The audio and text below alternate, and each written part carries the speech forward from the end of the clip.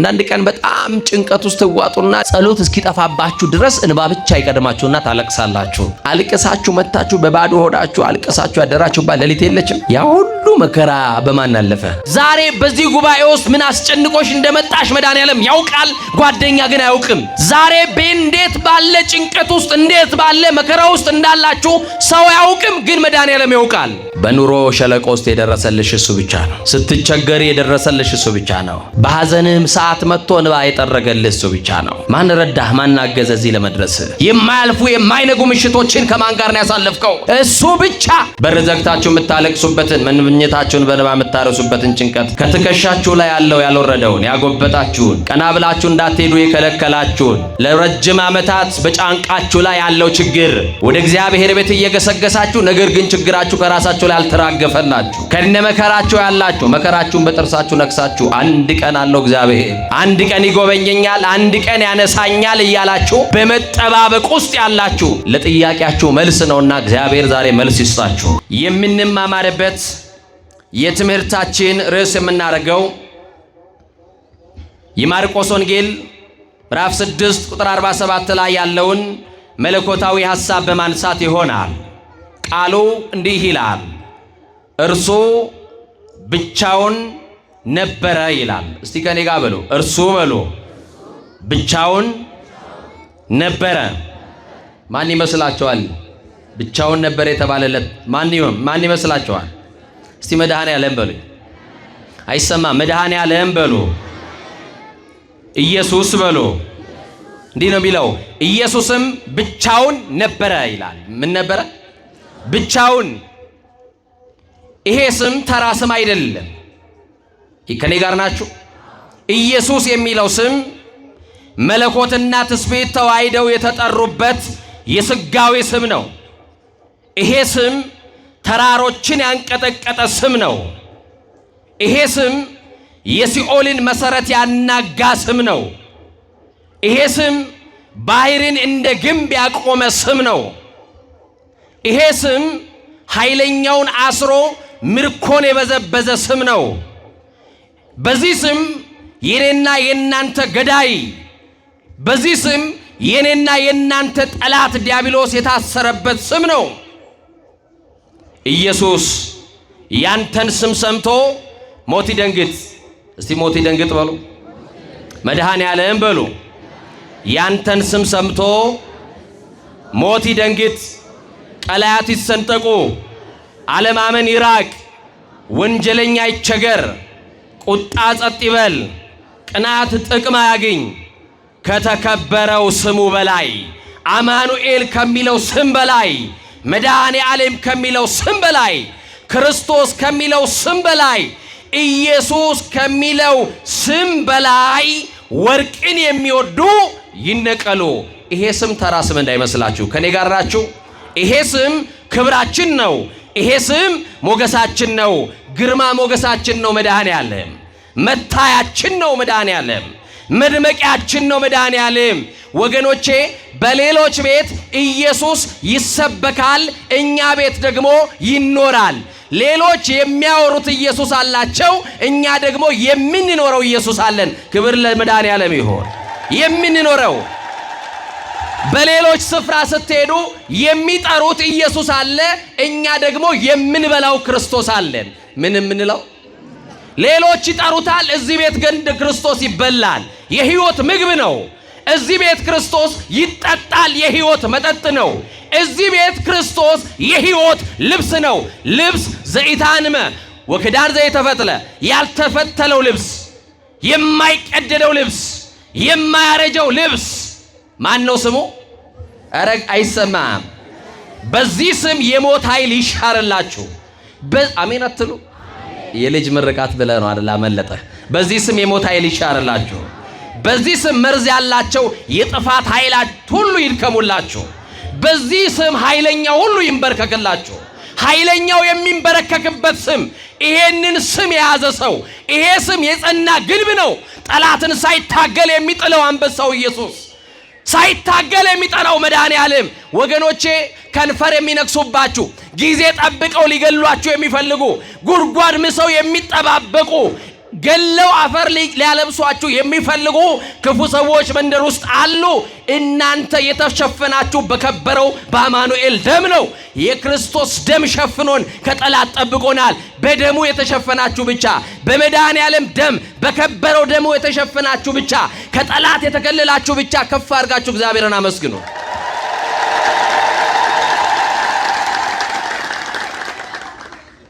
ይህን ስም የሰማችሁት ከማን ነው?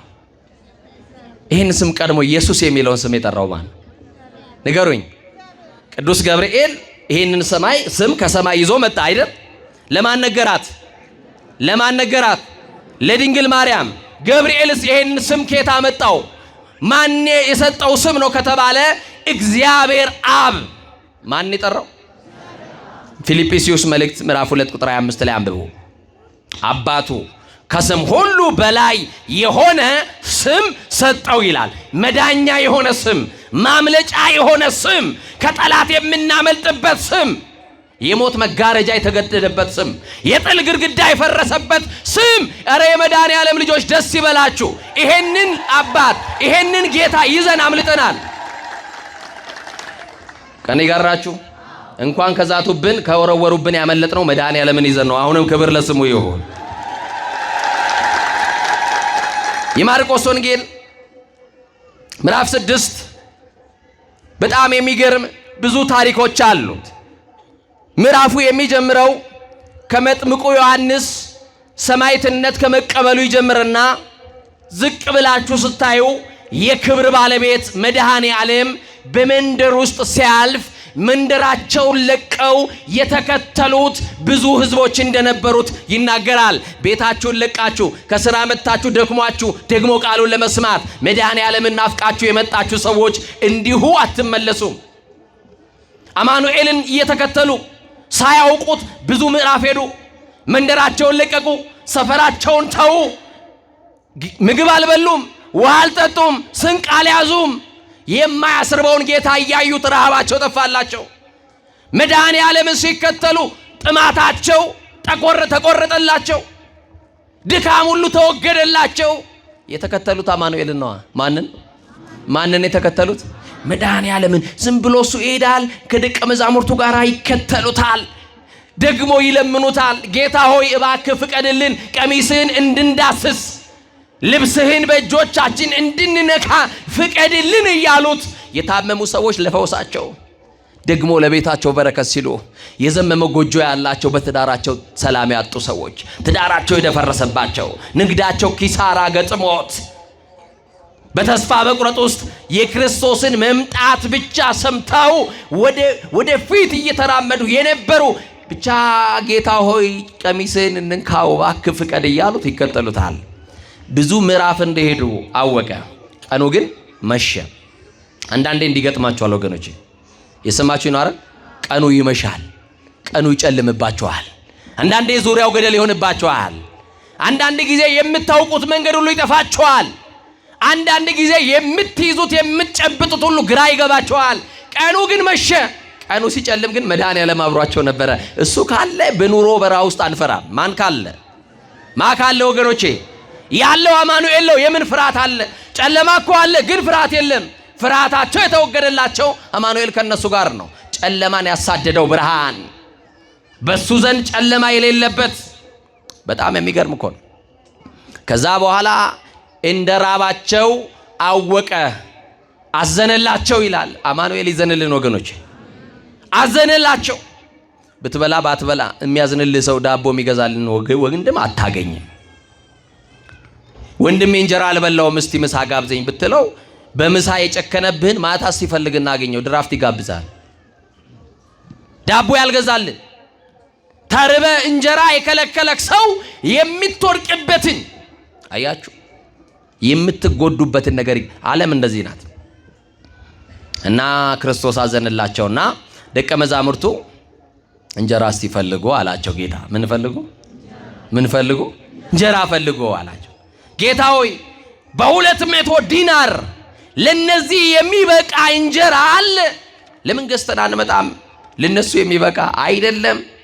እስቲ በእናንተ መካከል ያለውን እንጀራ እዩ። በ200 ዲናር የሚገዛ እንጀራ አይደለም። ከናንተ መካከል ስንት እንጀራ እንዳላችሁ ይሁ ብሎ ጠየቀ። 5 እንጀራና 2 ዓሣ በመካከላችን አለ አለ። ህዝቡ እኮ በጣም ብዙ ነው። የተያዘው እንጀራ ግን 5 ነው ወገኔ። ኑሯችሁ ከልደታ እስከ ኪዳነ ምሕረት ሆኖባችሁ የምታስተዳድሯቸው ልጆች፣ የምታስተምሯቸው ተማሪዎች ልጆቻችሁን እያስተማራችሁ የትምህርት ቤት ክፍያው ሲደርስ የምትሳቀቁ፣ ገና ለገና የቤት ኪራይ የምትከፍሉት ወሩ ገና ሳልኖር ወሩ ደረሰ ብላችሁ በሰቀቀን የምትኖሩ የሚያኖራችሁ እኮ አማኑኤል ነው። ያንተ ደሞዝ መቻ ኑሮ ያውቃል። ያንተ መልፋት ያንተ መውጣት መግባት እኮ አይደለም የሚያኖረን እኮ መድኃኔዓለም ነው። ማን ነው የሚያኖራችሁ? መኖሪያችን ማን ነው? መኖሪያ የዘላለም አምላክ እግዚአብሔር ነው ተብሎ ተጽፏል። የዘላለም አምላክ እግዚአብሔርን ተደግፈን ነው ምን በላው ወተን ምን ገባው። እስቲ ጥያቄ ልጠይቃችሁ። አይናችሁን የምትከድኑት ማንን አምናችሁ ነው? ግዴላችሁ መልሱልኝ። አቤት ማንን አምናችሁ? እንዲህ ይላል መዝሙረ ዳዊት ምዕራፍ 4 ቁጥር 8 ላይ እግዚአብሔር ሆይ ይላል። እናንተ በሉ እስቲ ያለ ስጋት የምታሳድረኝ አንተ ብቻ ነህ ይላል። ክብር ለስሙ ይሁን። ያለ ስጋት የሚያሳድረኝ አንተ ብቻ ነህ አለው። ያለ ስጋት ወገኖቼ፣ እስቲ አካባቢያችሁን ተመልከቱ፣ ጠላቶቻችሁን ተመልከቷቸው። አይናችሁን ጨፍናችሁ ለማደር አይንን ለመክደን ትፈራለህ። አይናችንን የምንከድነው አማኑኤልን ተማምነን ነው። የሰማችሁ ነው። መሽቶ የሚነጋው ማን ስላለ ነው? ወጥተን የምንገባው ማን ስላለ ነው? ማን ነው ዋስትናችሁ? ዋስትናችን እግዚአብሔር ነው። እድል ፈንታችን እግዚአብሔር ነው። በጣም የሚገርማችሁ የቅዱስ ዳዊት ነፍሴ ራሱ ረፍት የምታገኘው በአንተ ብቻ ነው ይለዋል እግዚአብሔርን። ነፍሳችሁ ረፍት የምታገኘው በማን ነው? መዝሙረ ዳዊት ምዕራፍ 62 ቁጥር 1 ላይ ነፍሴ ረፍት የምታገኘው በአንተ ብቻ ነው ይለዋል። እና 2 ዓሣ 5 እንጀራ ተገኘ። ጌታ አምጡ አላቸው። ጥቂቷን ነገር አምጡ አላቸው። ጥቂቱን ማበርከት ይችላል አይችልም? ጥቂት ሲለምኑት ብዙ መስጠት የእግዚአብሔር ልማዱ ነው። ጥቂቷን ማበርከት የእግዚአብሔር ልማዱ ነው። አምጡት አላቸው። ዓሣውንና 5ቱን እንጀራ በእጁ ያዘና ወደ ሰማይ አየ። ወዴት አየ? ወዴት አየ? ወገኖቼ ዛሬ በረከት የምታጡ በረከት ያጣችሁ፣ ስለ በረከት ጉዳይ የምታለቅሱ፣ እንደው እጄ ላይ እኮ ሳንቲ ያገኛለሁ የት እንደሚገባ አላቅም፣ እጄ ላይ የሚገባው ይበተንብኛል፣ ገንዘብ አገኛለሁ ሰራለሁ የት እንደሚደርስ አላውቅም የምትሉ፣ ገንዘብ ስታገኙ አያያዙን አላወቃችሁበትም። እየሰማችሁኝ ነው? አንድ ሰው ኪሱ 100 ብር ቢኖር ስንት ብር አለ ብዬ በጠይቀው ስንት ብር ነው መልስ መሆን ያለበት? 90 ብር። እስቲ በሉ 90 ብር። 100 የሱ ነው እንዴ? 10 የማን ነው? አያችሁ፣ ለዚህ ነው በረከት ያጣ ነው። እግዚአብሔር ወዴት አለ?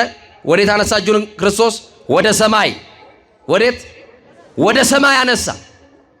ከዛ በኋላ ባረከና ለየብቻ እንደሚገባ ሴትንና ሕፃናትን ለብቻ ወንዶቹን ለብቻ አስቀምጡልኝ አለ።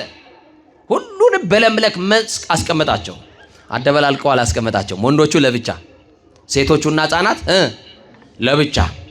ከዛ በኋላ ከተቀመጠ በኋላ ያመሰገነበት የተባረከው እንጀራ አልበዛም፣ 5 ነው።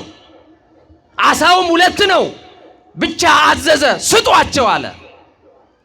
ከዛ በኋላ ደቀ መዛሙርቱ አሳላፊ ሆኑና የተቀመጡትን ሕዝብ ሁሉ መመገብ ጀመሩ። እንደው በየትኛው ሳይንስ ነው 5 እንጀራ እንዴት ነው 5000 ቦታ ሊቆራረስ የሚችለው? ይሄን ማድረግ የሚችለው ብቻ ነው። ስልጣን ያለው ብቻ ነው፣ እግዚአብሔር ብቻ። አያችሁ፣ ብዙ ሰብስበን ወራ ያደርሰኝም እንላለን። 5ቷ እንጀራ ለ5000 ሕዝብ በልተው የጠገቡበት አማኑኤል ስላለ ነው። እዛ በኋላ በሉ፣ ጠገቡ። አንድም እንጀራ ተርፎ እንዳይጣል በቅርጫት ሰብስቡ አለ። በልተው ከጠገቡ በኋላ 12 ቅርጫት ተሰበሰበ። ስንት ቅርጫት? እና በጣም የሚገርማችሁ የተቆጠሩት መጽሐፍ የቆጠራቸው በሉ ብሎ የቆጠራቸው ወንዶቹን ብቻ ነው። ለምንድን ነው ሴቶቹ ያልተቆጠሩት? አዳልቶብን እንደው እንዳትሉ ደግሞ እሺ። ሴቶቹስ ሕፃናቱስ ለምን አልተቆጠሩም ከተባለ ሴቶቹ እናቶች ከሚበሉት ለልጆቻቸው የሚያበሉት ይበልጣል። እውነት ሐሰት? እውነት ሐሰት? እናት እኮ ምን ትላለች? እሷ በደንብ ሳትጠግብ ልጇ እንዲጠግብላ እኔ እኮ ጠገብኩ። ቅድም አላያችሁኝም ልጆች? እናንተ ትምህርት ቤት እያላችሁ እኔ በልቻለሁ። አየራባት ሳትጠግብ ለልጆቿ ታበላለች። እውነት ሐሰት? እንዲህ ያሉ እናቶች ልጆችን ለሚያሳድጉ እናቶች እስቲ ክብር ይገባቸዋል። አመስግኑ። አዎ እናንተ ምን ታቃጨብጭቡ እንጂ ምን አለባችሁ? ስትወጡ ስትገቡ እያበሳጫችኋቸው እናትን እያበሳጨ እዚህ የምትመጣ ካለ ንስሐ ግባ። የሰማን እናቱን አበሳጭቶ መድኃኔዓለም ጋር መጥቶ ንስሐ መግባት ነው እንጂ እንዲሁ ዝም ብሎ እየተመላለሱ እግዚአብሔር ይቅር ይለኛል ማለት አይቻልም። የሰማችሁኝ ነው አይደል? እና ሕፃናቱ ስለምን አልተቆጠሩ የሚባል ከሚበሉት የሚፈረፍሩት ምን ይላል? ይበልጣል። ስለዚህ በስርዓት የበሉት ወንድሞቼ እናንተ ናቸው ማለት ነው። አበላለማ ማብሏችሁ በደንብ ነው የምትበሉት። በደንብ ነው የበሉት ማለት ነው። ስለዚህ ስንት ሰው በላ? ስንት ሰው? 5000 ሰው። በመሸ ጊዜ ጌታን ቀደሙና ወደ ታንኳይቱ ገቡ። ታንኳይቱ ያለችው በባህር ላይ ነው። ወደ ጀልባ ውስጥ ገቡ። ወደ መርከብ ውስጥ ገቡ። ክርስቶስን ትተውት ገቡ። ክርስቶስ የሌለበት ቤት፣ ክርስቶስ የሌለበት ትዳር፣ ክርስቶስ የሌለበት ንግድ ምን እንደሆነ ታውቃላችሁ ወገኖቼ? ያለ እግዚአብሔር መሽቶ አይነጋም። ያለ እግዚአብሔር ጨለማው ላይ ብታፈጡ ጨለማው ያለ ሰዓቱ አይነጋም። ጨለማው የሚነጋው ማንን ይዘን ነው? ጌታን ሳይዙት ወደ መርከብ ገቡ ይላል። ማንን ሳይዙ? ክርስቶስ ግን ጸሎት እያደረገ በተራራው ላይ መርከቧ ከዓይኑ ሳትሰወር ጀልባዋን በዓይኑ ያይ ነበር። የሚበጠበጠው ቤታችሁን እሱ ያይላችሁ። የሚበጠበጠው ትዳራችሁን፣ ሰላም ረፍት ያጣችሁበትን ጎጇችሁን፣ ሊፈርስ ያዘመመው ቤታችሁን አማኑኤል በምሕረት ዓይኑ ይመልከትላችሁ። አየው። እነሱ ጥቂት ክርስቶስን ትተው ወደ ጀልባው ሲገቡ እነዛ የተመገቡትን ሕዝብ በባህሩ ዳር ላይ ትተው 12 ደቀ መዛሙርት ብቻ ወደ ታንኳይቱ ሲገቡ ጀልባዋ ላይ መርከቧ ላይ ነፋስ ተነሳ ይላል። ምን ተነሳ? አቤት! ታንኳይቱ ነፋስ ተነሳባት። በአውሎና በወጀብ መናጥ ጀመረች። ክርስቶስን ሳይዙ የተጓዙ ወጥተው ቀርተዋል። ወጥተን የምንገባው አማኑኤልን ይዘን ብቻ ነው። እሱ የሌለበት ጀልባ ትናወጣለች። እሱ የሌለባት መርከብ ወጀብ ይነሳባታል። መርከቧ ነፋስ ተነስቶ ልትሰጥም ወዲና ወዲህ ያማታት የመርከባቸውን መልህቅ ክርስቶስን ትተው ፍርሃት መጣባቸው። ማልቀስ ጀመሩ፣ መጮህ ጀመሩ። አዎ ብዙ የፍርሃት ኑሮን ያስተናገድነው አማኑኤልን ቤታችን ስላልጋበዝነው ነው። እሱን ትተውት ፍርሃት ጀመራቸው።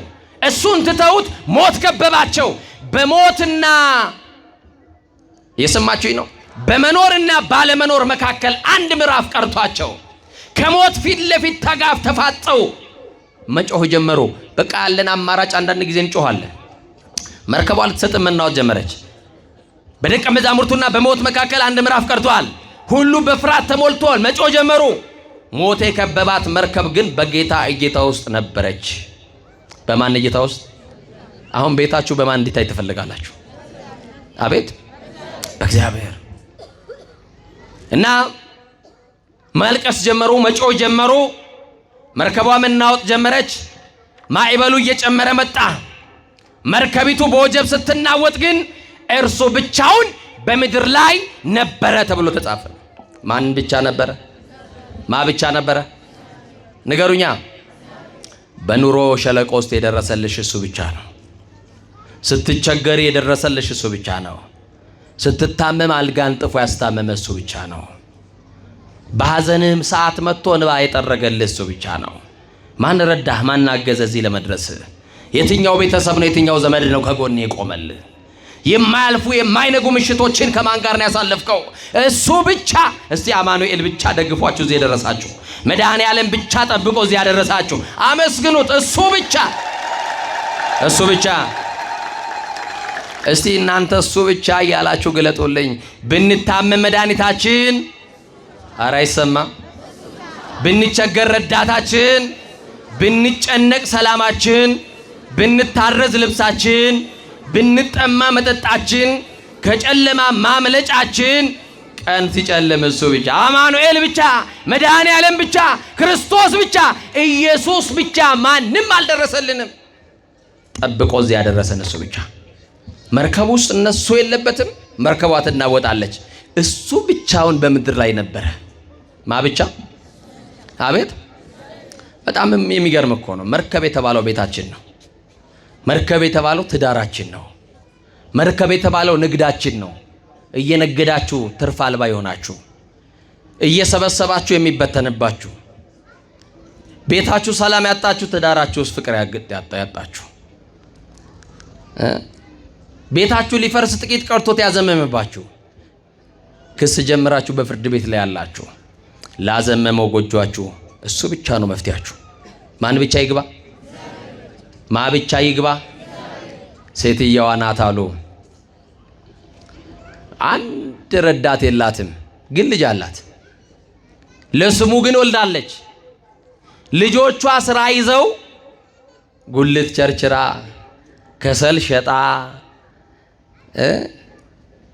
ያሳደገቻቸውን እናታቸውን ሲያልፍላቸው ረሱ።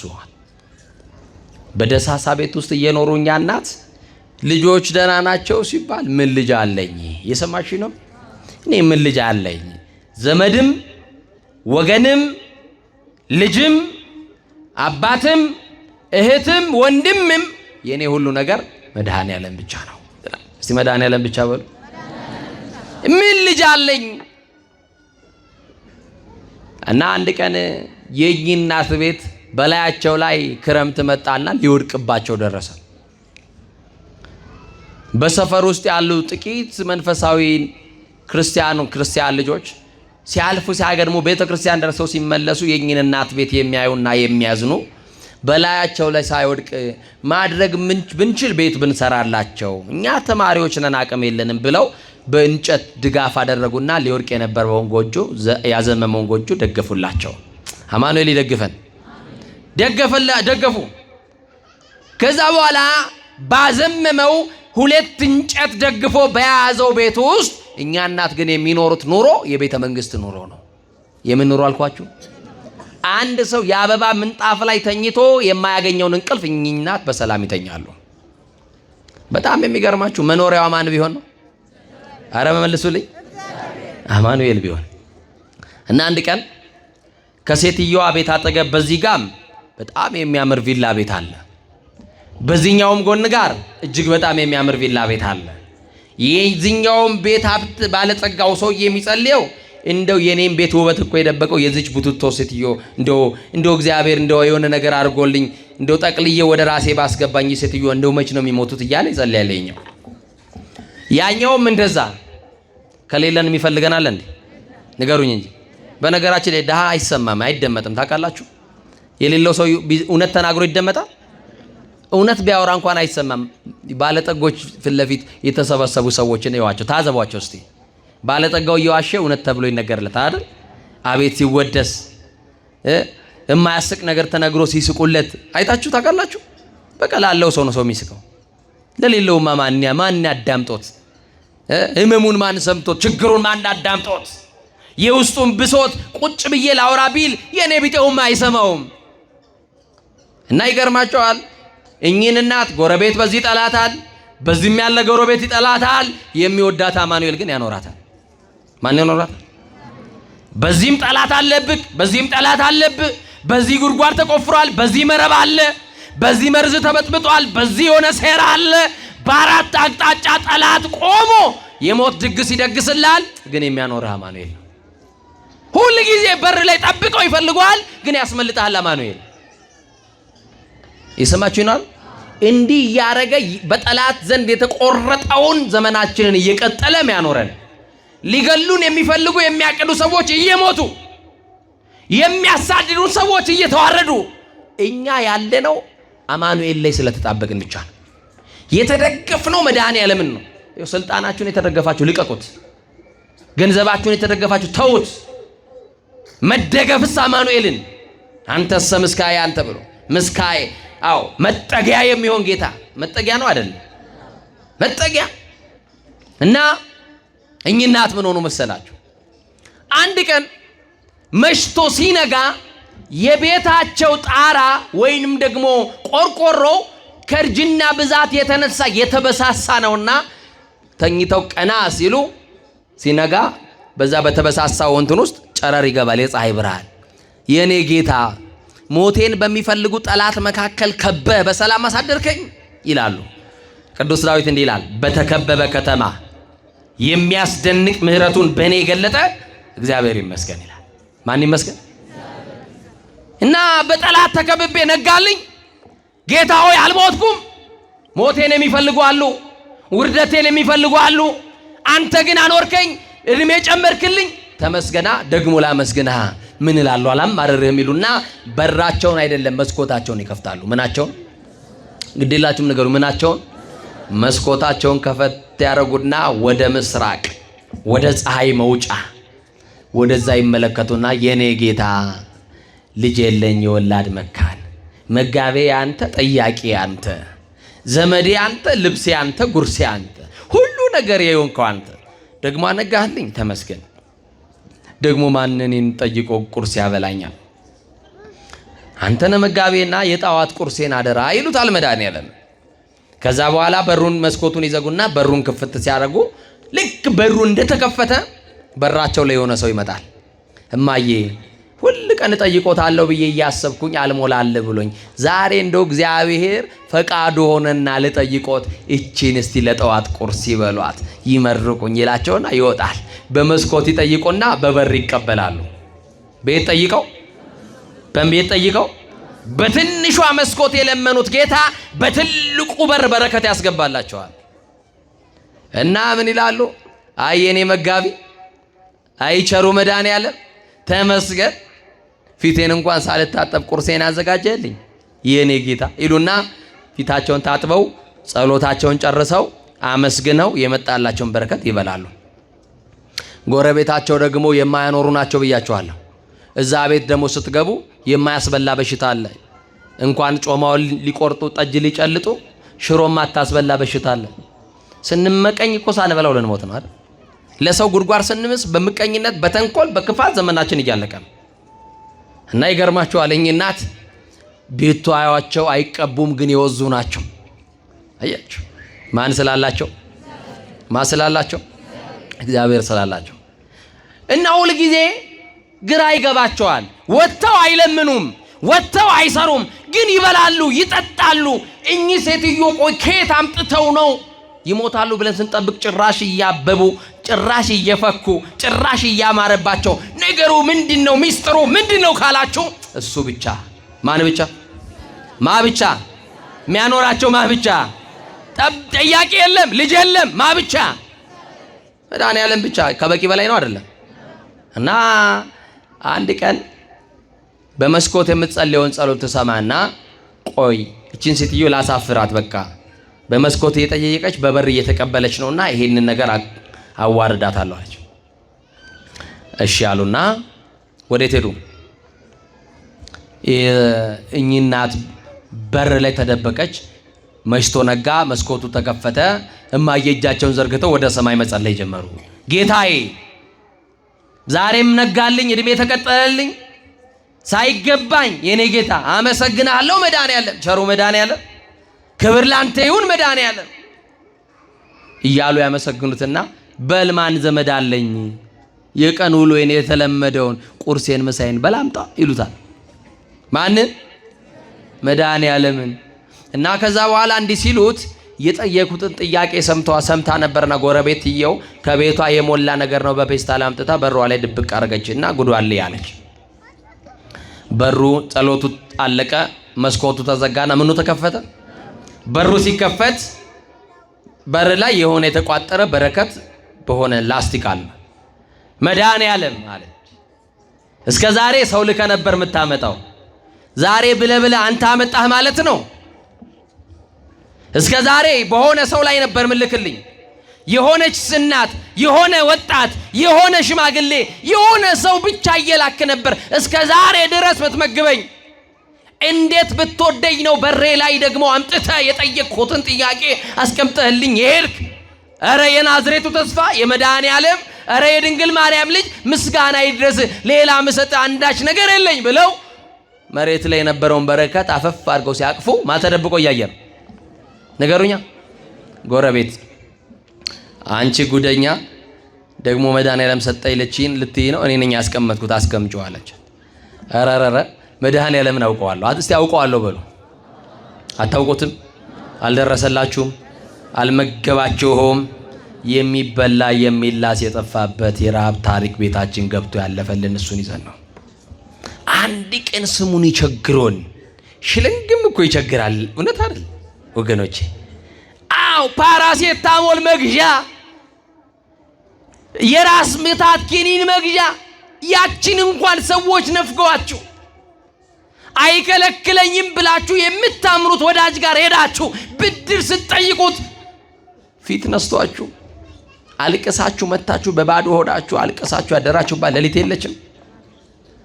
ያ ሁሉ መከራ በማን አለፈ? ሲያሳልፍልን ማ ብቻ ነበር? አብሮን የነበረው ማ ብቻ ነው? እሱ ብቻ፣ መድኃኔዓለም ብቻ፣ መድኃኔዓለም ብቻ። ታዲያ መድኃኔዓለም ሰጠኝ ብለሽ ነው አሁን ኤምፔስታል ያልሽው? አዎ መድኃኔዓለም እኮ ንጉሥ ነው። እስቲ ንጉሥ ነው በሉ። እግዚአብሔር ንጉሥ ውእቱም ቅድመ ዓለም። ቅዱስ ዳዊት በመዝሙር 73 ቁጥር 12 ላይ ዓለም ሳይፈጠር ንጉሥ ነው። ዓለምንም አሳልፎ የሚኖር ንጉሥ ነው። አዎ የኔ ጌታ ንጉሥ ነው። እና ምንድነው የምትይኝ? እና ከዙፋኑ ወርዶ አመጣልኝ ልትይ ነው እንዴ አለቻት ጎረቤት። አይደለም። እናሳ በአንቺ አሽከሩ ልኮልኝ ነው አለች ይባላል። እግዚአብሔር እንዲህ አድርጎ እግዚአብሔር ይመግባል። እንዴት አድርጎ አያችሁ? እንዴት አድርጎ እንደሚመግበን አየን። እኛ ከታመንበት ይህንን ጌታ እሱም ብቻ በሕይወታችን ካነገስን፣ እሱም ብቻ መስማት ከቻልን፣ በእርሱ ብቻ ነገራችን ማስደገፍ ከቻልን፣ እርሱ ብቻ መተማመኛችን ከሆነ፣ እርሱ ብቻ መጋቢያችን ካልነው እንዴት ሊመግበን እንደሚችል አያችሁት ወገኖቼ? እና መርከቢቷ ስትናወጥ ጌታ በልተው የጠገቡትን ሰዎች፣ እነዛ የእጁን ታምራት ያገኙ ሰዎች ከባህሩ ዳር ላይ ትቷቸው 12ቱ ጌታ እንጥተው መርከቡ ሲገቡ መርከቧ መወዛወዝ ጀመረች። አንዳንድ ጊዜ በትዳራችሁ የሚነፍስ ነፋስ አለ። የወሬ ነፋስ፣ ያሉባልታ ነፋስ፣ የነገር እሳት በሕይወታችሁ ውስጥ ትዳሬን የሚያነቃንቅ የወሬና ያሉባልታ እሳት ነፋስ ሊነፍስ ይችላል በሕይወታችሁ። አያችሁ? ብዙ ጊዜ ነፋስ አልነፈሰም በትዳራችሁ። ወረኞች ገብተው ነፋስ አላነፈሱ ይሆናል። በሚዋደዱ ፍቅረኛሞች መካከል፣ በሚዋደዱ በሚፋቀሩ ባልንጀራሞች መካከል ጋብቻቸውን መስርተው በቅዱስ ቁርባን በስጋው ደሙ ታትመው በሚኖሩ ባልና ሚስት መካከል ወሬ ይዘው ገብተው ሊለያዩ የወሬ ነፋስ አንፍሰው ቤታቸው ልክ መርከብ የተባለችው የትዳራቸው ጎጆ መነቃነቅ ስትጀምር ዋስትናችሁ አማኑኤልን ብቻ ጥሩት። እሱ ብቻ በሕይወታችሁ ከገባ፣ እሱ ብቻ በትዳራችሁ ከገባ ያቺ የምትወዛወዘዋ ነፋስ የሚያወዛውዛት መርከብ መጽናት ትጀምራለች። እና ክርስቶስ የሚመጣው በምሽታችን ላይ ነው። መርከቧ ላይ ነፋስ የተነሳው ምሽት ነው። በምሽት ደግሞ ክርስቶስን ሳይዙት ነው የገቡት። እና በምሽታችን ላይ ምሽት የሌለበት እውነተኛው ፀሐይ ክርስቶስ እንዲመጣልን፣ በፈረሰው ቅጥራችን ላይ ሙሉ ሆኖ ሊቆም የሚችለው አማኑኤል እንዲቆምልን እነሱ መጣራት ጀመሩ። እኛም እንድንጣራ እና መጣራ ሲጀምሩ ክርስቶስ የምንትናጠዋን መርከብ አይቶ ባህሩን እንደ የብስ እየረገጠ ወደ መርከቧ መምጣት ጀመረ። ወደ ጎጆአችን መድኃኔዓለም ይምጣልን። ወደ ትዳራችሁ መድኃኔዓለም ይምጣላችሁ። ወደ ንግዳችሁ፣ ወደ ማንነታችሁ መድኃኔዓለም ይምጣላችሁ። ጤና ጎድሏችሁ ወደ መታለቅሱበት ቤታችሁ ጌታ መንፈስ ቅዱስ ይምጣላችሁ። መጣ። ሲመጣ ጀልባ ፈልጎ አይደለም ወደ እነሱ የሄደው፣ ባህሩን እየረገጠ ነፋሳት የሚታዘዙለት። በጣም የሚገርም። ከዛ በኋላ ክርስቶስ ባህሩን እየተረማመደ ሲመጣ ፍርሃት ያዛቸውና ሲጮሁ እንዲህ አላቸው፣ አይዟችሁ እኔ ነኝና አትፍሩ አላቸው። ማንኛ አለ?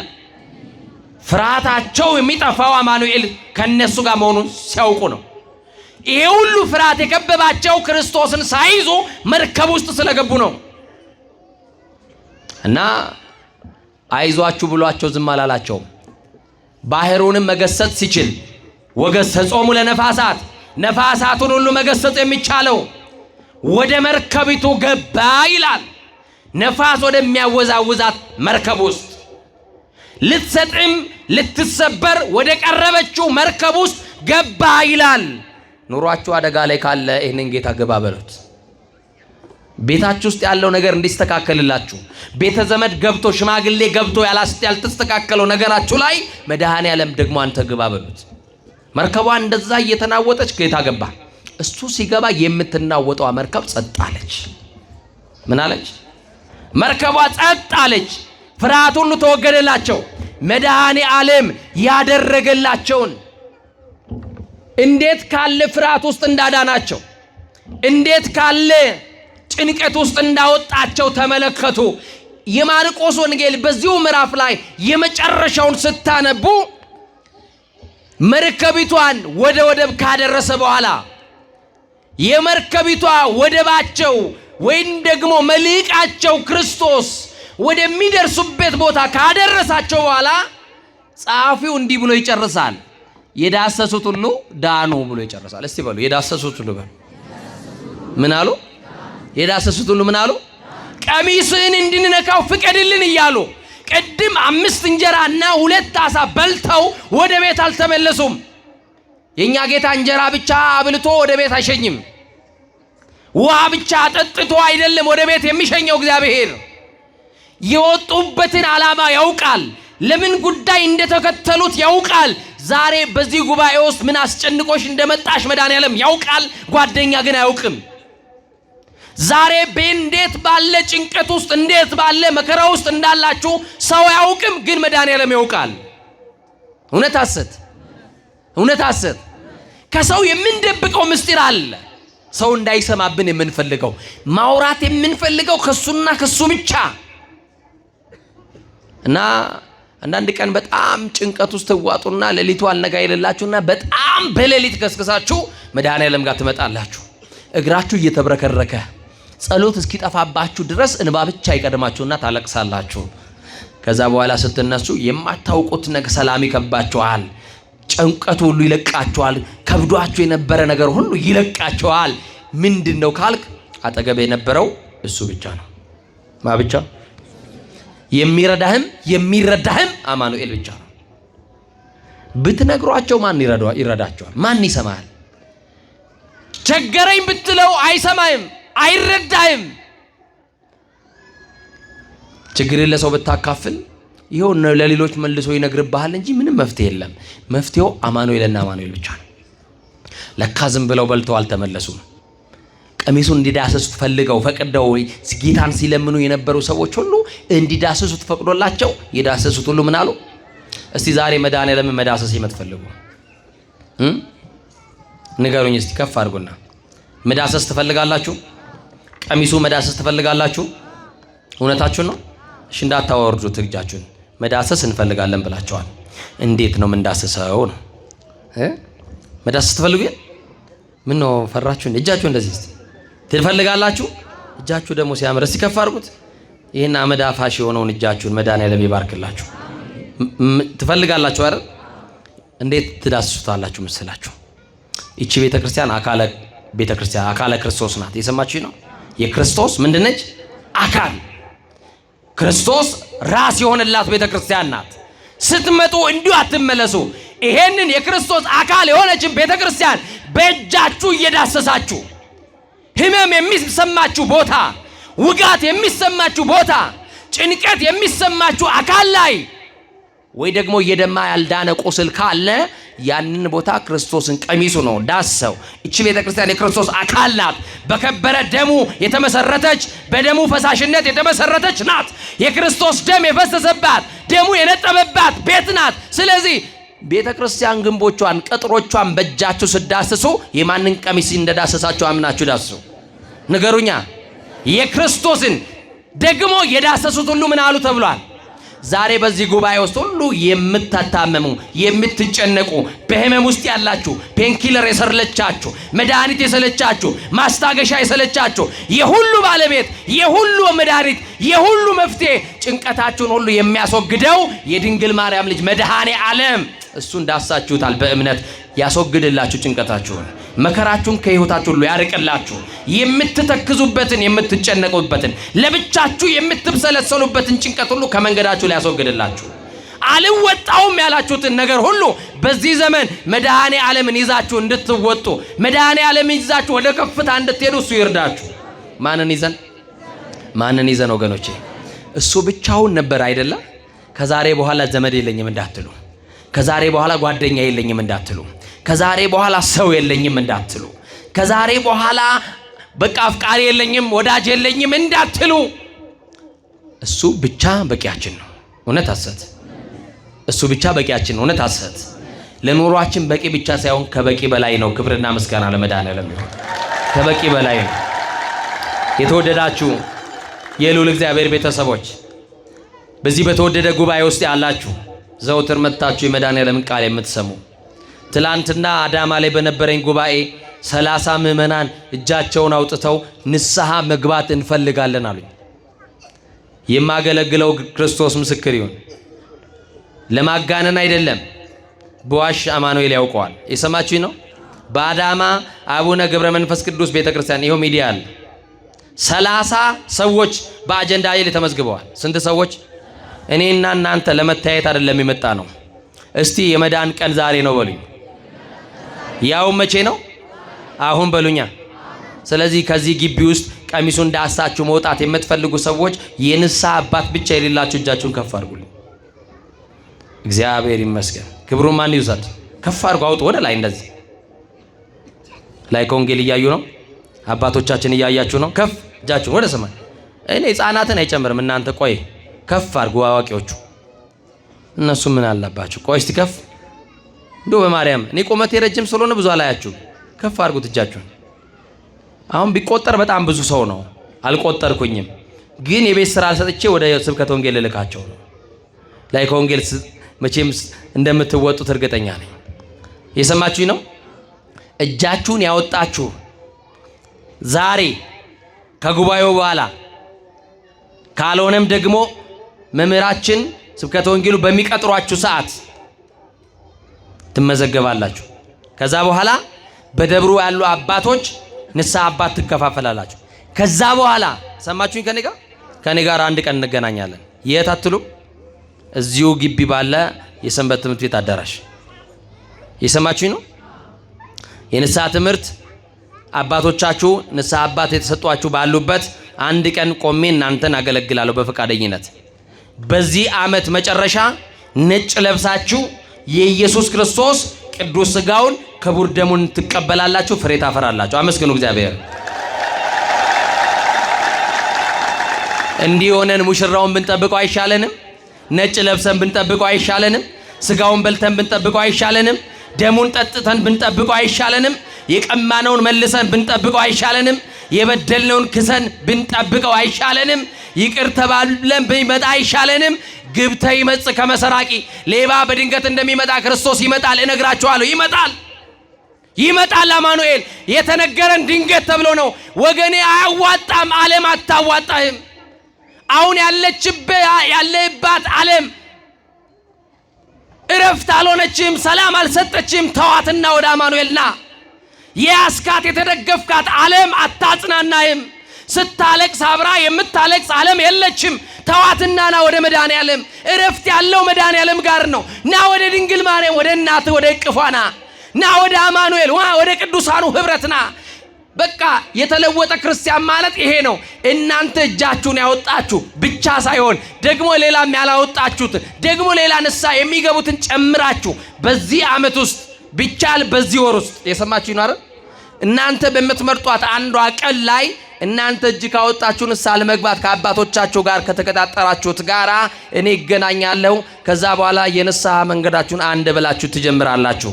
ይሄ ፍሬ ነው። እየሰማችሁ ነው። ስንት ብለን እንጀምራለን? እሺ እናንተን ዛሬ ለንስሐ ነው የጠራችሁ። እናንተ ዛሬ እጃችሁን ያወጣችሁ ክርስቶስ ሊያድናችሁ ነው።